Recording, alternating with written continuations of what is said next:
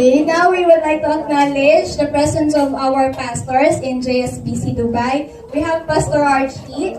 Pastor Archie is our pastor in Umalgrade. So anyone who are willing to give time during Friday morning, 8 o'clock to 1 o'clock, we are inviting you to be part of the Umalgrade team. So we also have here Mami Dolce. Mami Dolce is a preacher. She's a preacher. So she's assigned in Fujairah, Adjuman, and where else? Sharjah. She is also our blessed song leader in the church.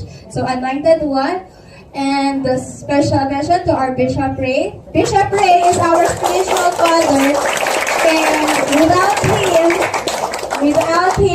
without God using His life, we will all not be here together. So Bishop Ray is the mentor of all the pastors that you have here. But especially, they always say, aside from God, it is a man's saying that the success of a woman is always behind him. So we have here Pastora Hermie, our mother in faith, a blessed one. She is the leader of music ministry. She is also the one supporting Tatay in all the ministries. Okay, and who else? So now let's move on to the second testimony to hear once more how good, how great, how deep, how wide the love of the Lord is through the life of Brother Arnold.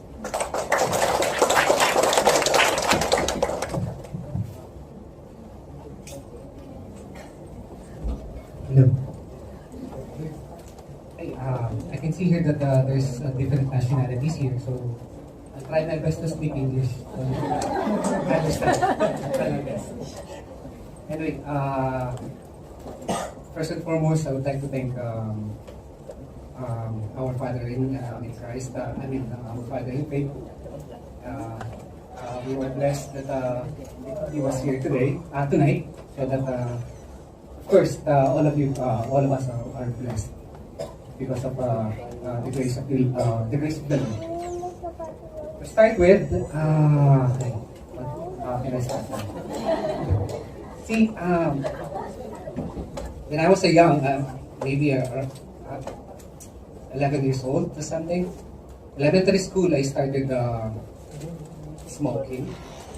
I started doing things which is unusual to those small kids. But take note, our family is a Catholic, full Catholic. When I was in elementary, I know how to pray the rosary during that small age. And our family, my brothers and my sister, all of us are a very religious person. We call it. So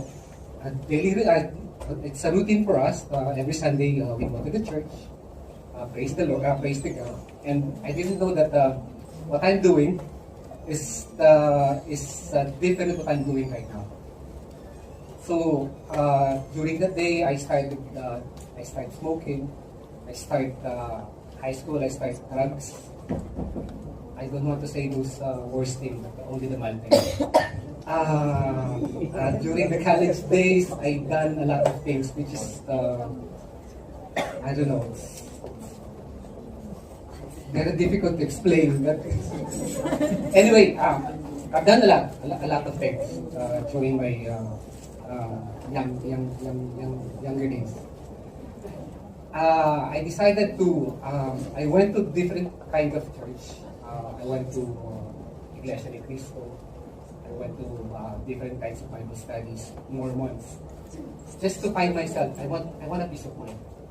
I want to search the Lord. That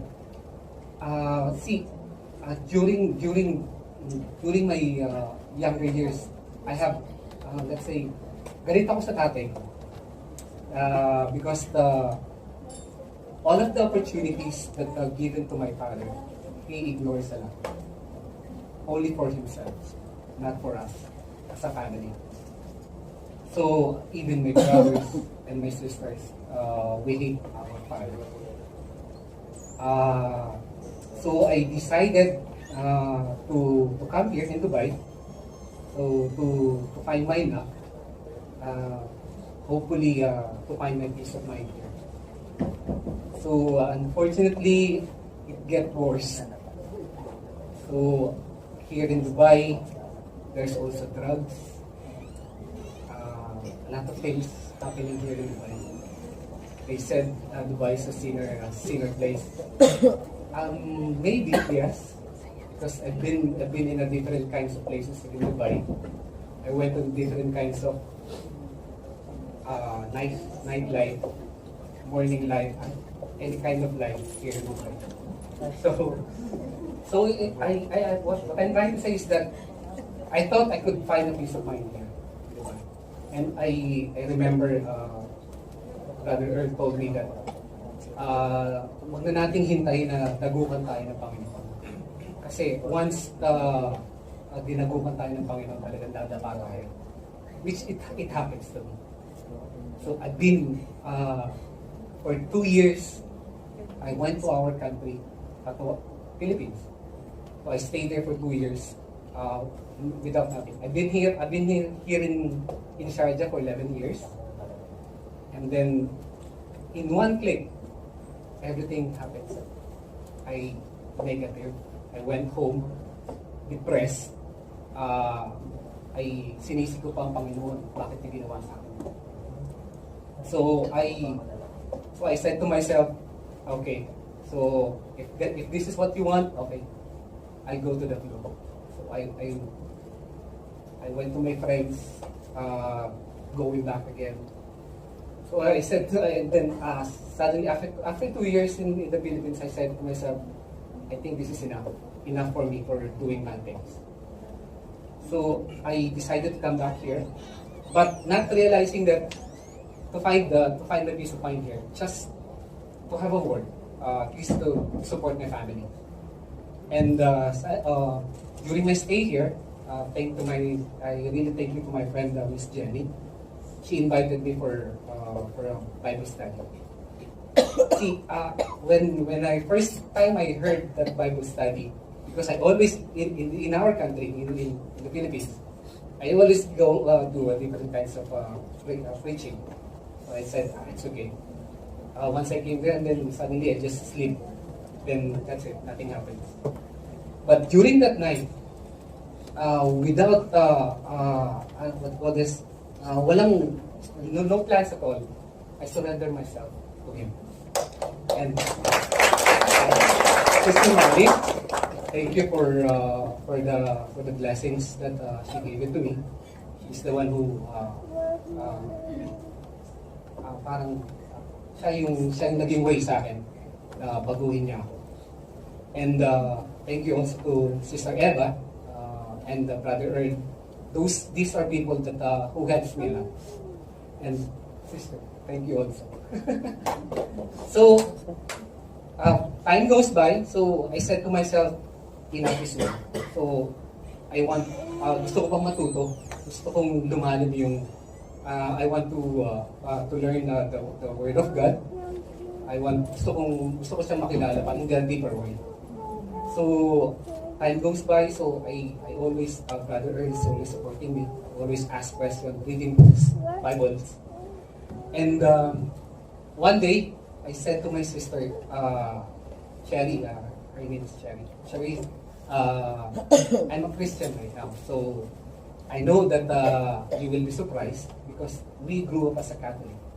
And then the first question that my sister told me, Kuya, bakit kailangan pa natin magpalit ng religion kung gusto natin maniwala sa Panginoon? Sabi, I told my sister, no, I didn't change my religion. I said to her, since I know Christ, so nakilala ko siya in a deeper way. So, yun yung best explanation na pumasok sa isip ko. So, she said, okay, if that's what you want, I really respect your decisions.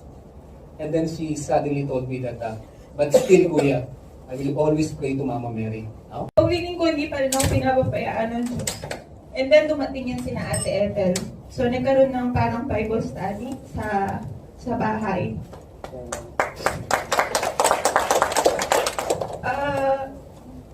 Napakabuti po ng Panginoon. alam ko po, sabi ni Brother Earl, although niligaw ka, minsan nahihiya ako kasi parang feeling ko galit yung Diyos sa akin.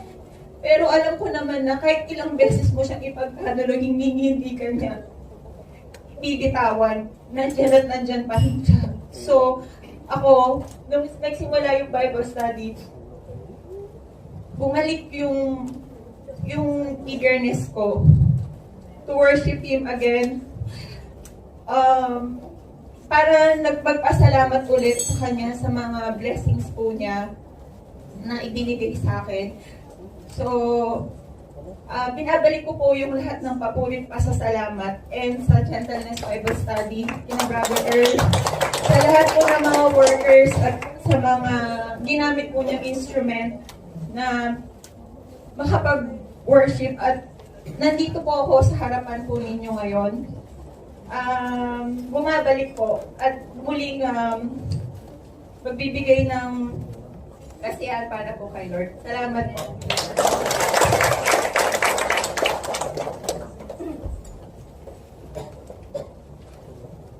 Praise the Lord, Ate Joanna, sa buhay mo. Actually, we share the same story. Yeah, I was also I can feel you. I can relate to what you have been because I've been there also.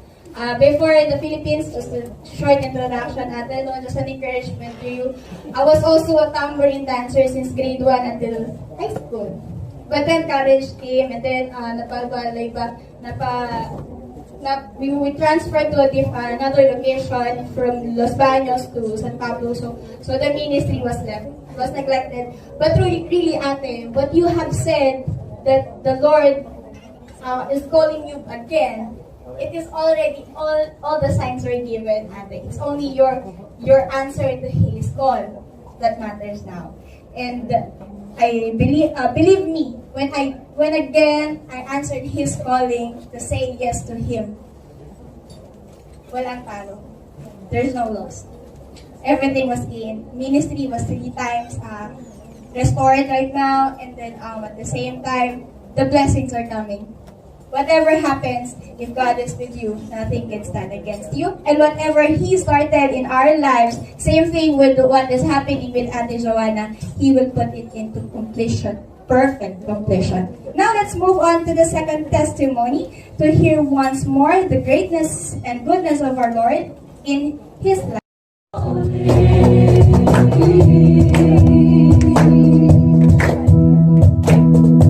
Once more, over the